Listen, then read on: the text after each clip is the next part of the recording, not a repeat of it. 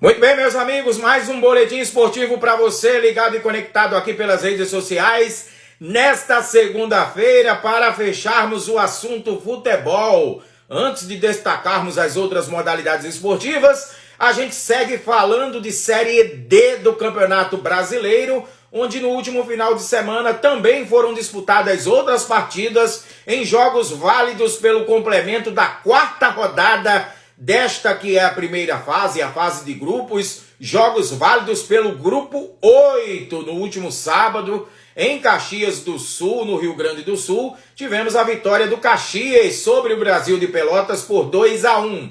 Também no sábado, em Santa Catarina, o Hercílio Luz venceu a equipe do Camboriú, também pelo mesmo resultado, 2-1. Ontem, tivemos o empate entre Concórdia e São Joséense em 1-1 e também o empate entre Aimoré e Novo Hamburgo, também por 1-1.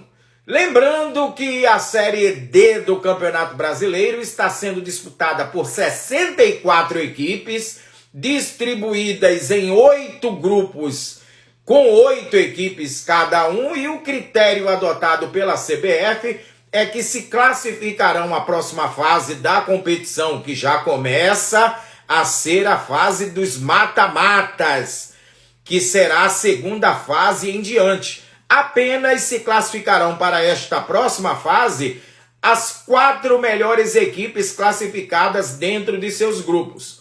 Hoje, com os resultados dos jogos até aqui, disputados no último final de semana, a classificação por grupos é a seguinte: no grupo 1, quem lidera é a equipe do Nacional do Amazonas com 9 pontos. Na segunda colocação está o São Raimundo de Roraima com 7. Na terceira, a equipe paraense da Tunaluso com 7.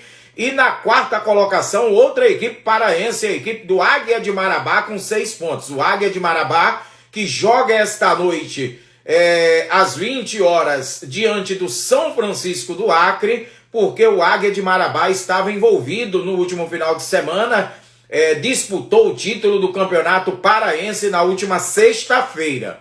Muito bem, no grupo 2, temos o Ferroviário do Ceará, que lidera o grupo com uma certa comodidade, um certo conforto, com 12 pontos. Na segunda colocação, a equipe piauiense do Parnaíba com 7. Na terceira, o Maranhão com 5. E na quarta, o Atlético do Ceará com 5 pontos. No grupo 3, o Souza da Paraíba lidera com 9 pontos. E aí um grupo muito equilibrado, onde as equipes lutam pelas primeiras posições do grupo. Temos outras 4 equipes, 3 delas dentro do G4, que estariam classificadas hoje para a próxima fase, e ainda uma quinta equipe, que está ali brigando também para entrar no G4, ou quem sabe até para lutar pelas primeiras colocações. Então temos o Souza da Paraíba liderando com 9, na segunda colocação o Pacajus com 7, na terceira o Nacional de Patos também com 7, na quarta colocação a equipe pernambucana do Santa Cruz, uma equipe tradicionalíssima do futebol pernambucano e também brasileiro, também com 7 pontos. E ainda temos o Potiguar de Mossoró com 7 pontos na quinta colocação. Então um grupo, conforme destacamos, muito equilibrado. Grupo 4, quem lidera é o Cruzeiro de Alagoas com 8 pontos.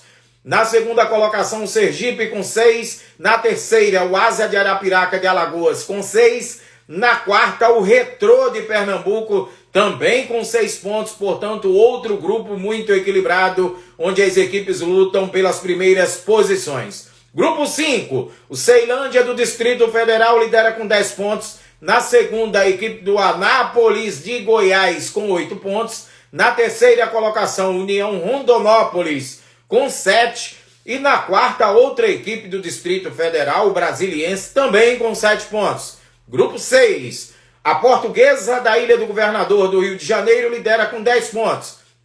Na segunda colocação, a equipe do interior de São Paulo, a equipe do Santo André com 8. Na terceira, o Vitória do Espírito Santo com 7. E na quarta, o Democrata de Governador Valadares de Minas Gerais, também com 7 pontos. Grupo 7, quem lidera é a Patrocinense com 8 pontos. Na segunda colocação, o Maringá com 6. Na terceira, o 15 de Piracicaba também com 6. E na quarta, outra equipe do interior de São Paulo, a Inter de Limeira, também com 6 pontos conquistados. Para fechar, o grupo 8 é liderado pela equipe catarinense do Camboriú, que tem 9 pontos, seguido pelo Hercílio Luz, outra equipe catarinense com 8 pontos. Na terceira, o Caxias, da cidade de Caxias do Sul, no Rio Grande do Sul, com 7. E na quarta colocação, outra equipe gaúcha, a equipe do São Joséense, com 4 pontos. Ainda falando de futebol, conforme destacamos há pouco, né?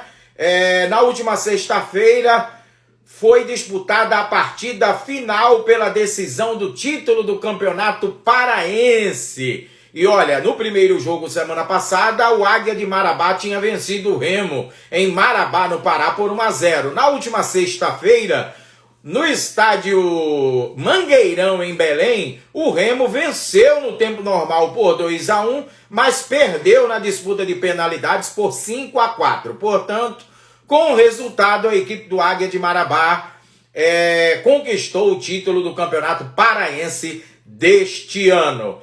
Para a gente fechar o assunto futebol neste nosso boletim, a gente fala, olha, de um episódio que está acontecendo lá pelos lados do Flamengo, hein? O meia atacante Marinho, ele está completando 33 anos hoje, portanto está aniversariando, e o Flamengo divulgou em suas redes sociais as felicitações, parabenizando o jogador, mas momentos depois emitiu uma nota oficial. Marinho está afastado, é isso mesmo, está afastado de treinar com o elenco principal por tempo indeterminado. E sabe por quê, minha gente? Por indisciplina. Isso porque o jogador se recusou a viajar com a delegação semana passada para o Chile, né? Jogo válido pela Libertadores, alegando dores musculares. E aí o clube decidiu punir, aplicando uma multa e também afastando o jogador por tempo indeterminado de treinar com o elenco principal. A notícia foi apurada pelo portal GE. Então, tá aí esse imbróglio, né? Entre Marinho e Clube de Regatas do Flamengo. Marinho, que inclusive era tido como um dos jogadores que seriam muito utilizados pelo técnico Jorge Sampaoli, por já ter trabalhado com o atual treinador na época de Santos. Agora a gente vira a chave e fala de basquete. Basquete da NBA, a principal liga de basquete norte-americana. Minha gente, aquilo que parecia impossível, olha, parece que está se encaminhando para acontecer, hein?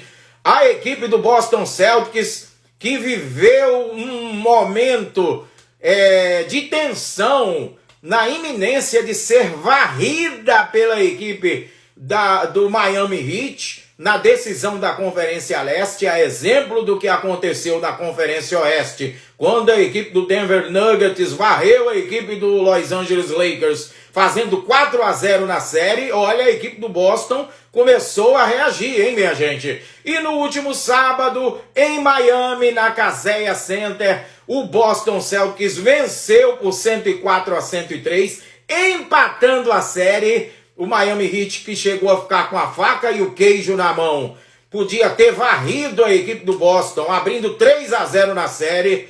Vê agora a equipe do Boston empatar, e nunca na história da NBA, caso isso aconteça este ano, será inédito, uma equipe que começou perdendo por 3-0 na série conseguiu virar. Então, esta noite será o tira-teima, o jogo final da série de 7 partidas entre Boston Celtics e Miami Heat, jogo que acontecerá às 21h30 no TD Garden Arena em Boston. Pelo Novo Basquete Brasil, para a gente fechar o assunto basquete, no jogo 1 da decisão do Novo Basquete Brasil, disputado no último sábado em Franca, São Paulo, o São Paulo venceu a equipe do Franca por 98-88, abrindo 1-0 na série. No próximo boletim a gente vai falar de automobilismo. Até lá!